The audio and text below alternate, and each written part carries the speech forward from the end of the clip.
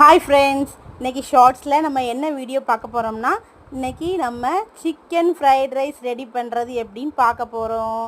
வாங்க. நம்ம பாஸ்மதி ரைஸு ஊற வச்சுக்கிட்டோம் 2 கிலோ போல். ஒரு 15 பேருக்கு இப்போ சாப்பாடு ரெடி பண்ணுறோம். அப்புறம் நம்ம வடிக்கிற பருவத்தில் பானையில் தண்ணி வச்சு அதில் எப்போவுமே அரிசி வந்து ஒன்றோட ஒன்று ஒட்டாமல் நல்லா குதிரியாக கிடைக்கணும்னா ஒரு லெமனு, ஒரு பெரிய கரண்டி ஸ்பூனு ஆயிலு, உப்பு போட்டு நல்லா கொதித்து வர்ற நேரத்தில் நம்ம ஊற வச்ச பாஸ்மதி ரைஸை போட்டு நல்லா கொதித்து வரவும் ஒரு 3/4 வேக்காட்டில் பருவமாக வடிச்சிடும். ஏன்னா இது டக்குன்னு வெந்துடும். அதனால் பக்கத்துலேயே நின்று நல்லா கவனமாக வடிச்சுக்கிடணும். இதை வடித்து ரெடியாக்கின உடனே அடுத்து நம்ம சிக்கனை வந்து நல்லா கார்ன்ஃப்ளவர் மாவு, இஞ்சி பூண்டு பேஸ்ட்டு, மிளகு பொடி எல்லாம் போட்டு விரவி வச்சுருந்தோம். நல்லா ஊறி வந்தோடனே அதை சிக்கன் எண்ணெயில் போட்டு நல்லா ஆஃப் குக் பண்ணி எடுத்துக்கிடணும். ரொம்ப பாயில் ஆக வேண்டாம். ஆஃப் குக்கில் சாஃப்டாகி நல்லா வந்துடும். நம்ம ஊற வச்சதுனால சாஃப்டாக இருக்கும் நல்ல சிக்கனு. இதை வந்து பிச்சு சிக்கன் ஃப்ரைட் ரைஸ்க்கு போடுற மாதிரி ரெடி பண்ணி வச்சுக்கிட்டோம். அடுத்து நம்ம சட்டியை வச்சு அதில் ஆயில் ஊற்றி பல்லாரியை நல்லா நீளவாக்கில் வெட்டி அதை நல்லா லைட்டாக உப்பு போட்டு தேவையான அளவு கண்ணாடி பதத்துக்கு லைட்டாக நல்லா எண்ணெயில் ஒரு ஆஃப் குக் பண்ணிக்கலாம். கண்ணாடி பதம் வந்தால் போதும், ரொம்ப முருகல் ஆகக்கூடாது ஃப்ரைட் ரைஸ்க்கு.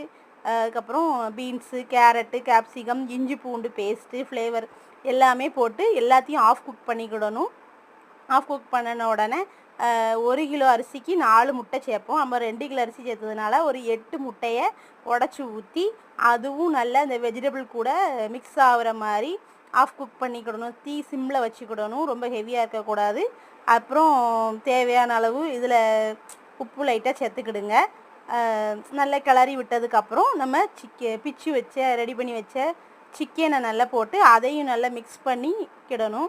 அதுக்கப்புறம் நம்ம வடித்து வச்ச சாதத்தை போட்டு நல்ல உதிரியாக இருக்கணும். சாதம் தான் மெயின். நல்லா உதிரியாக இருந்தால் தான் ஃப்ரைட் ரைஸ்க்கு நல்லாயிருக்கும்.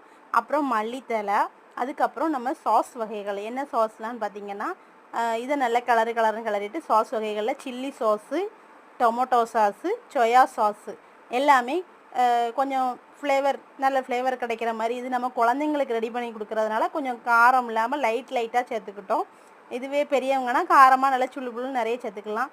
இது குழந்தைங்களுக்கு. அதுக்கப்புறம் நம்ம சாட் மசாலா சேர்க்கணும்.